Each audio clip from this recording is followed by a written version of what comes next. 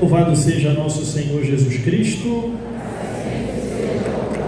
Queridos irmãos e irmãs, queridas crianças, queridos pais, catequistas, todo o povo de Deus, celebramos hoje, nesse domingo, o domingo da Ascensão do Senhor, e por um momento parece que Deus mais uma vez se distancia do seu povo, se distancia daqueles que Ele ama, mas só parece, porque na verdade a promessa ela se cumpre, e a promessa e o cumprimento dela nós ouvimos justamente na liturgia de hoje. Eis que estarei convosco todos os dias até o fim do mundo. E é preciso a gente entender essa realidade para nós. Mas a gente, olhando a primeira leitura de hoje, nós vemos algo que é muito característico nosso, aquela vontade de crescer, aquela vontade de amadurecer, aquela expectativa por um futuro, aquela realidade que a gente quer alcançar, aquilo que a gente quer conquistar com toda a nossa força, com toda a nossa garra, com toda a nossa coragem. Só que o nosso maior problema, assim como algumas crianças, não vocês, graças a Deus, porque foram muito bem educadas, nós não sabemos esperar. Porque tem um grande problema nosso. A gente não sabe esperar. A gente não sabe esperar das pessoas que estão ao nosso redor, das realidades que nos cercam, e também, o que é pior, nós não sabemos mais esperar aquilo que Deus vai realizar. Ao contrário do mundo, que nós esperamos o tempo todo e criamos grandes expectativas, tem aquela coisa, né? Prometeu tudo e não entregou nada. E tem a outra que não prometeu nada e entregou tudo. O grande problema é que nós esperamos muito daquilo que não pode nos dar nada. Por isso que a gente se frustra, por isso que a gente se entristece. Agora, comece a esperar de Deus, aí a realidade é outra. Só que a gente não pode esperar de Deus de modo parado. A gente precisa esperar de Deus se movendo.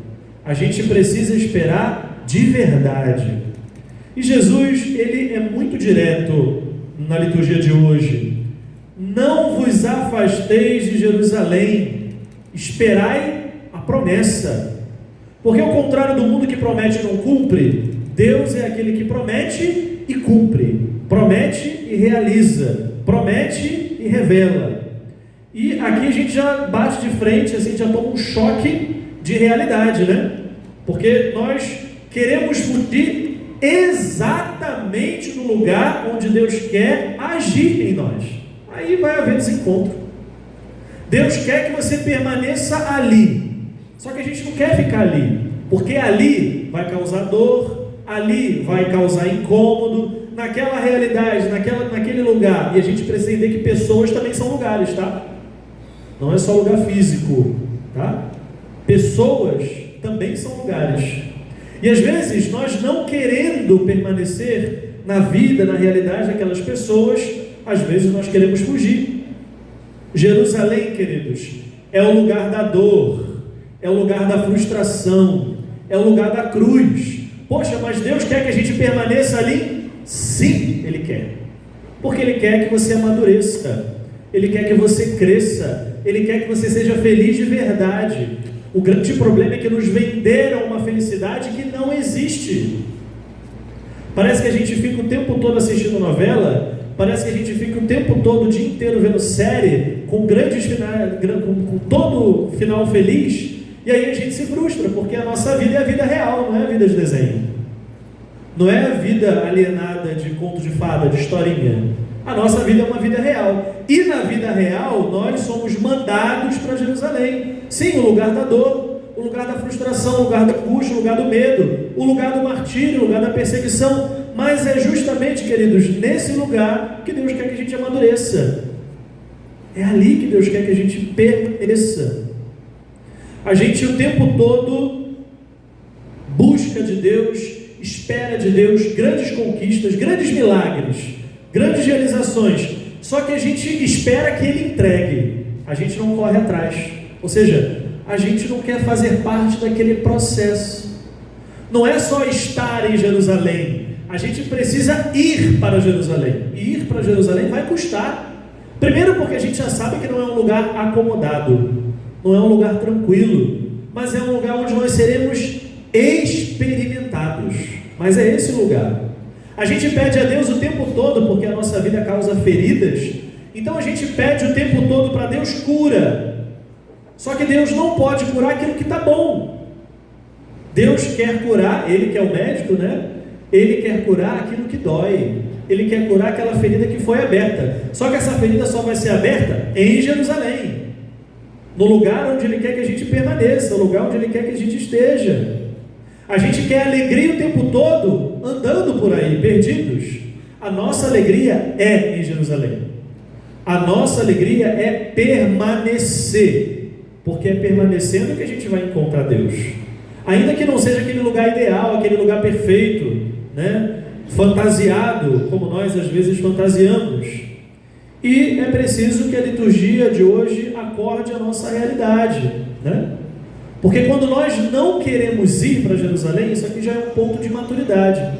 Quando nós não vamos àquela oportunidade de crescer, do lugar do crescimento, da fase do processo de crescimento, isso está mostrando, quando a gente cria resistências quanto a isso, está mostrando para nós uma realidade. Somos imaturos e precisamos amadurecer. O diálogo com Deus, a intimidade com Deus, é um processo de amadurecimento. O tempo todo vamos amadurecer. E por isso, queridos, que quem não quer suportar, ou quem não suporta estar inserido nesse processo, vai estar sabotando o seu próprio destino, o seu próprio futuro. Porque no final, quem aqui quer ser feliz? Levanta a mão. Todo mundo quer ser bom, espero, né?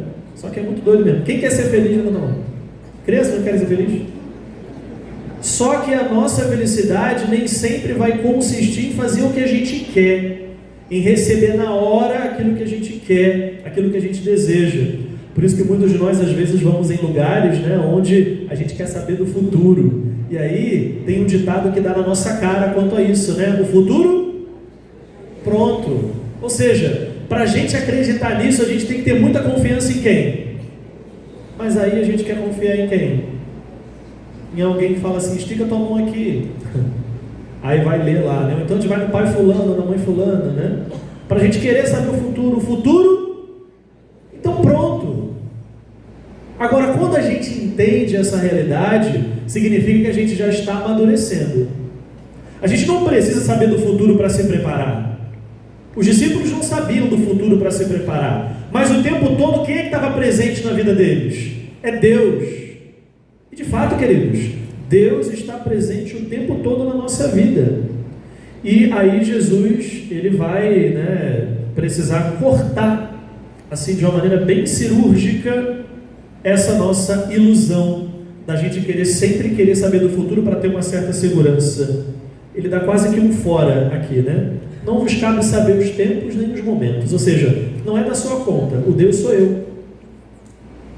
No tempo da Páscoa, aliás, a gente está quase encerrando o tempo da Páscoa, né? Mas no sábado santo, na bênção do Círio Pascal, a gente vê aqui no Círio o Alfa e o Ômega, ou seja, o princípio e o fim. A ele o tempo e a eternidade, ou seja, é dele, é nele. Agora, se a gente quiser permanecer nisso, se a gente quiser experimentar essa alegria ao longo dos anos da nossa vida, a gente só precisa permanecer nele. A gente não precisa querer controlar as coisas, a gente não precisa querer ter um controle do nosso futuro, a gente não precisa ter confiança o tempo todo em nós. A única coisa que Deus pede de nós, inclusive, é a nossa confiança nele, somente nele. O problema é que a gente se entristece porque a gente já deixa de confiar nele. A gente prefere confiar naquilo que seja mais prático, naquilo que seja mais rápido. Vamos ver, a gente fica assim, né? Vamos ver quem vai me entregar um resultado melhor e mais rápido. Quem me entregar melhor, me leva. E aí Deus, ele vai falar assim, eu não vou me abaixar para isso. Obviamente muitos vão querer tomar o lugar de Deus e vão de fato querer entregar alguma coisa, mas não para o nosso bem. Às vezes a gente insiste na tentativa daquela previsibilidade. Tudo eu preciso prever, tudo eu preciso garantir, tudo eu preciso, mas nem tudo é sobre isso não. Nem tudo é sobre isso. Aliás, os discípulos pouco tinham previsibilidade, quase nada, era zerada. A única certeza que eles tinham era a presença de Deus. Aquela promessa que se realizou, eis que estarei convosco todos os dias. E aí a gente começa as consequências dessa tentativa do controle ou das coisas que são previsíveis, a gente que tenta prever as coisas, a gente começa a ficar ansioso. E a ansiedade é justamente isso, queridos. A gente tentar viver um futuro que Deus não nos deu ainda. Aí a gente começa a ficar ansioso dali e daqui, e a partir dessa ansiedade começam a vir outros problemas, né? A gente começa a ficar agressivo, a gente perde a nossa fé, a gente perde a paciência. E olha, tem uma parte muito interessante na leitura de hoje, que diz lá no versículo 10, né? Os apóstolos continuavam olhando para o céu enquanto Jesus subia. Essa é uma realidade muito humana nossa. Enquanto Deus está realizando alguma coisa, a gente está o tempo todo alienados, assim, olhando para não sei o que, para onde. Agora vamos trazer isso para a nossa realidade? Estou rezando. A gente sempre gosta de dizer isso, né? Estou rezando. Mas se a nossa oração não é acompanhada com aquela ordem que é dada, inclusive, né? Quando apareceu 2 homens vestidos de branco, disseram: homens da Galileia, por que vocês estão aqui parados olhando para o céu? Esse Jesus vai voltar. Ou seja, continua a tua vida. Quantos de nós, infelizmente, paramos a nossa vida, o nosso tempo, a nossa realidade, só para dizer assim: estou rezando. Mas se a tua oração não é acompanhada de ação e de missão, meu amigo, não reza não, para não dar ruim. Não precisa rezar, vai dormir.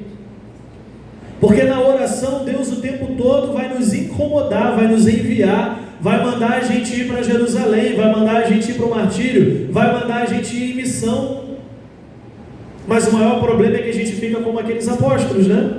Aqueles discípulos, os apóstolos mesmo, que ficaram olhando para o céu, estagnados, contemplando a beleza de Deus. De fato, a gente pode e deve contemplar a beleza de Deus, óbvio, mas não é o tempo todo. Não é parar a vida e ficarmos estagnados, esperando Deus agir. Ele vai voltar. Ele vai. Mas enquanto não volta, vai e faça. Vá e realize. Enquanto ele não vem, seja um bom pai. Enquanto ele não vem, seja uma boa mãe. Seja um bom filho. Daqui a pouco vocês vão fazer a primeira comunhão. Vão fazer a primeira comunhão. Permaneçam bons cristãos. A gente precisa de gente assim. E como eu espero que essas crianças cresçam logo, para poder dar bons frutos para a nossa igreja, para vocês, na família de vocês, para o mundo inteiro, que a gente precisa de gente que seja ali alicerçada, né? Ou seja, queridos, Jesus sobe, mas eles ficam paralisados. Jesus parece abandonar os discípulos mais uma vez, mas não abandona. E essa é uma realidade nossa. A gente espiritualmente está lá, elevado, né? A gente está elevado, porque eu tenho uma vida de oração maravilhosa, eu tenho uma intimidade com Deus maravilhosa, eu rezo assim, eu rezo assado, eu rezo fazendo desse jeito, eu rezo daquele outro jeito. Mas e na vida? Mas a nossa existência, ela está ali de acordo com essa nossa vida de oração, de contemplação? Na maioria das vezes não. Na maioria das vezes não. E a gente olhando o Evangelho de hoje, Jesus, a liturgia de hoje fala sobre esse movimento, né? Ir para Jerusalém. Agora no Evangelho, Jesus manda ir para Galileia. Vão para Galileia. Os discípulos estavam indo para Galileia. A Galileia agora não é um lugar de dor, mas também não é um lugar perfeito. É um lugar ordinário, é um lugar comum, é a nossa rotina, é a nossa vida real. E Jesus manda que a gente esteja nesse lugar real. Não é no mundo do conto de fadas. Jesus quer que você esteja na sua casa, sendo um bom pai, sendo uma boa mãe, sendo um bom filho, um bom estudante, um bom aluno, um bom profissional. Esse é o lugar que nós devemos estar. Não de qualquer modo. Ir para a Galileia é tomar posse daquilo que você é e daquilo que você tem e colocar a serviço. Não é de qualquer modo, não é só estar presente. É lá que Deus te quer. É nesse lugar comum, é nessa rotina, é nessa vida real, é no teu trabalho, é na tua pastoral, no teu movimento. É ali que Deus quer que você esteja. Só que Deus não quer que você esteja como aqueles apóstolos da primeira leitura, só esperando, só contemplando. Não, é mão na massa, é trabalho, é realização, é ir, é movimento. Porque quem tem o Espírito Santo vive assim, movimentado, está sempre movimentando, está sempre fazendo. E não vem com essa desculpa porque, eu não faço porque tem essa barreira, aquela outra. Não, isso é só uma desculpa, como os apóstolos também inventaram um monte de... eu vou para Jerusalém, mas lá eu vou sofrer. Mas é lá que Deus quer. Mas lá você perseguir, é ali mesmo, é esse aí. Vai lá. A gente precisa só parar de fugir dos nossos objetivos, do nosso caminho. Não vamos encontrar um caminho fácil, mas é no caminho que Deus nos acompanha. Muitos duvidaram, diz o Evangelho, Alguns duvidaram. Mas uma coisa bonita que a gente precisa entender é o seguinte: a nossa fé, ela não vai eliminar a dúvida. Quem aqui tem fé? Levanta a mão. Quem aqui duvida? A gente poderia dizer que teria alguma coisa errada, não é? Mas não, olha que bonito. Na fé, se a gente tem fé, a gente vai assim mesmo duvidando.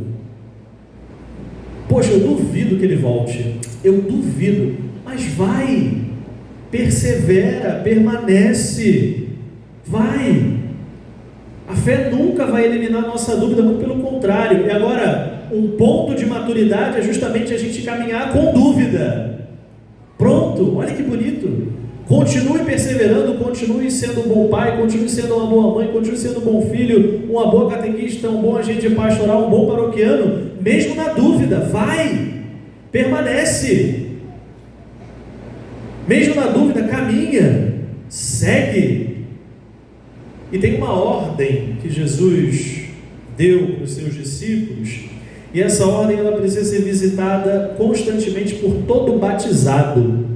Não é por todo padre, não é por toda freira, não é para todo religioso, todo freio, todo bispo, não. É para todo cristão. O cristão é aquele que é batizado.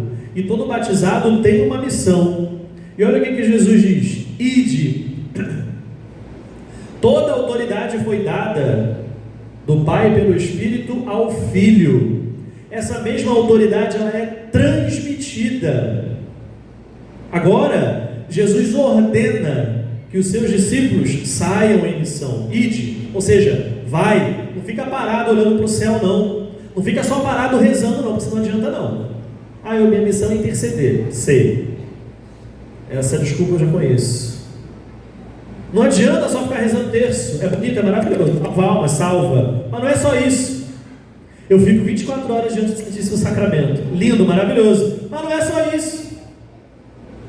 Tudo isso tem que ter uma razão, uma prática na tua vida familiar, na tua vida profissional, na tua vida religiosa, aonde você vai, no teu trabalho, na tua família, na igreja. Porque senão, queridos, a gente vai ficar ainda como aqueles apóstolos na primeira leitura, olhando para o nada.